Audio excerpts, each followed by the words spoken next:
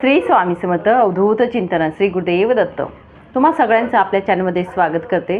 तर बघा, अमावस्या आपली येणार आहे आणि अमावस्येच्या दिवशी आपल्याला उपाय करायचे आहेत.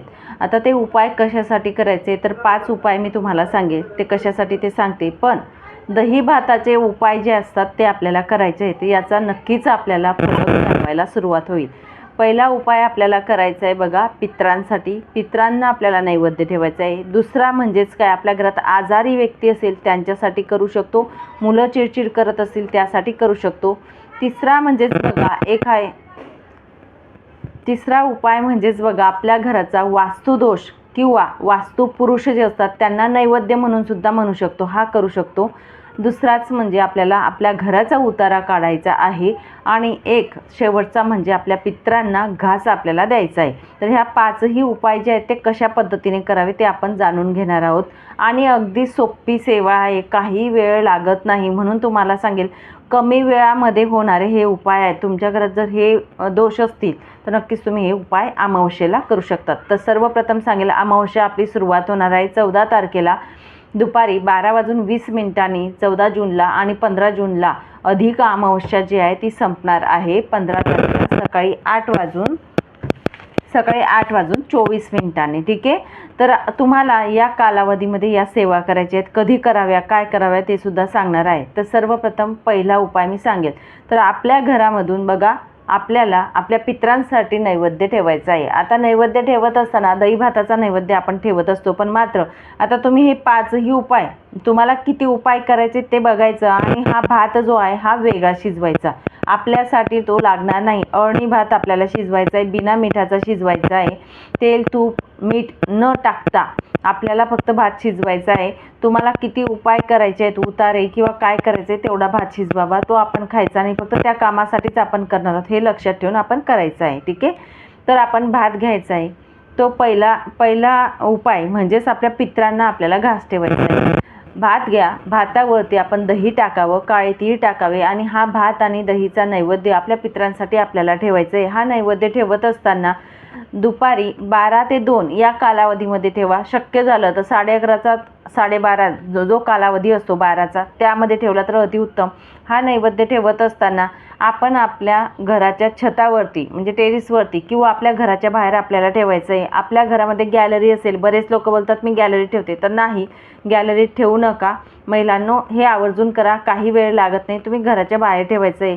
आपल्या घराच्या म्हणजे छतावरती जाऊन दक्षिण दिशा बघा, त्याकडे तोंड करून तुम्ही उभं राहायचं आहे. पितरांना नमस्कार करावा आणि आपण तो नैवेद्य ठेवून यायचा आहे. नैवेद्य ठेवत असताना खाली पाण्याने गोल सर्कल बनवा, आपल्याला ते माहिती आहे, त्या पद्धतीने आपण तो नैवेद्य ठेवावा. त्यानंतर दुसरंच म्हणजे काय, तर आपल्या घराचा उतारा तुम्हाला करायचा आहे. आता उतारा करत असताना तो उतारा आपण दरवाजाचा उंबरठा जो असतो, चौपट असते बघा आपली, तर घराचा उतारा करत असताना दहीभात आपल्याला घ्यायचा आहे. दहीभात घेऊन आपल्या घराचा जी चौपट असेल वरतून खाली आपल्याला उतरवायचा आहे. उतरवत असताना 7 वेळा तुम्ही उतरवा किंवा 11 वेळा, तेव्हा श्री स्वामी समर्थ हा मंत्र जप करायचा आहे. वरतून खाली उतरवायचा आहे. आपल्या घरातील नजर बाधा, वाईट बाधा जी असेल ते निवारण्यासाठी आपण हा उतारा करत असतो.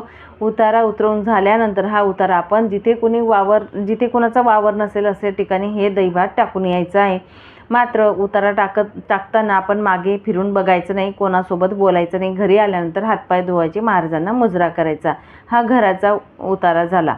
त्यानंतर दुसरं सांगेल की आपली मुलं जर चिडचिड करत असतील किंवा आपल्या घरात आजारी व्यक्ती आहे, जो नेहमी आजारी पडतो किंवा बेडवरच राहतो, अशा व्यक्तींचे सुद्धा दही भाताने आपण उतारा करू शकतो. श्री स्वामी समर्थ हा मंत्र म्हणावा आणि उतारे करायचे आहेत. बघा, जर तुम्ही मुलाचा उतारा करत असणार तर तो दहीभात वेगळा घ्या. घराचा उतारा उंबरठ्याचा म्हणजे दरवाजाचा करत असणार तो वेगळा दहीभात घ्या. आजारी व्यक्तीचा करत असणार तर तो उतारा वेगळा घ्या. म्हणजे वेगवेगळ्या तुम्हाला वाट्यांमध्ये किंवा डिशमध्ये घेऊन हे उतारे करायचे आहेत. एकच तुम्ही दहीभात घेऊन सगळ्यांवरती उतरवू नका, ही चूक करायची नाही. तर मुलांवरचा सुद्धा आणि आजारी व्यक्तीचा सुद्धा उतारा करून तुम्ही श्री स्वामी समर्थ हा जप करावा. आणि तो ज्या पद्धतीने आपण घराचा करणार आहोत तशा पद्धतीने हा उतारा करू शकतात. आता पुढचाच म्हणजे काय, तर आपल्या वास्तू पुरुष जे असतात त्यांचे आपल्याला दोष लागतात. किंवा बघा, आपण राहतो, आपण बोलत असतो, वास्तू दोष जर आपल्याला, वास्तू दोष केव्हा लागतात, जेव्हा वास्तू पुरुष हे सुखी नसतात तेव्हा आपल्याला वास्तू दोष लागतात. म्हणून वास्तू पुरुषाला सुद्धा नैवेद्य दिला जातो आणि तो म्हणजे पौर्णिमा आणि अमावस्येला दिला जातो. आणि हा नैवेद्य आपण जर ठेवत असता तर तो दिला जर जातो तो दही भाताचा देऊ शकतो. आणि हा जर वास्तू जो असतो आपल्या घरातला दोष असतो हा निवारण्यासाठी आपण बघा, रात्रभर तुम्ही एका कोपऱ्याला दही भात ठेवला तरीही चालेल आणि तो बाहेर सकाळी टाका तरी चालेल. किंवा आपल्याला जर रात्रभर ठेवायचा नाही तो दही भात, तर आपण अमावस्येच्या दिवशी आपण एका डिशमध्ये दही भात घ्यायचा आहे, एका कोपऱ्याने आपण सुरुवात करावी. तर आपल्या घरातून पूर्ण फिरवायचा आहे तो दही भात आणि फिरवत असताना श्री स्वामी समर्थ हा जप करावा. पूर्ण 4ही कोपऱ्यांना फिरवून दुसऱ्या बाजूने आपल्याला घरातून बाहेर निघून जायचं आहे आणि जो दही भात असेल तो अशा ठिकाणी टाका जिथे कुणाचा वावर नसेल, या ठिकाणी तुम्ही टाकू शकतात. तर या पद्धतीने आपल्या घरातील वास्तुदोष निवारण्यासाठी किंवा वास्तुपुरुषाचा दोष निवारण्यासाठी हा उतारा तुम्ही करू शकतात. ठीक आहे, या पद्धतीने करा.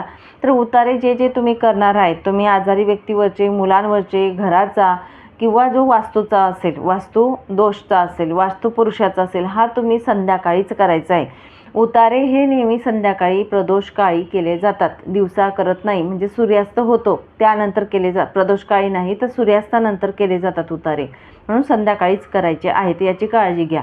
आता पुढचंच म्हणजे काय, प्रखरमधला प्रखर पितृदोष असतो तो निवारण्यासाठी तुम्हाला पितरांना घास द्यायचा आहे.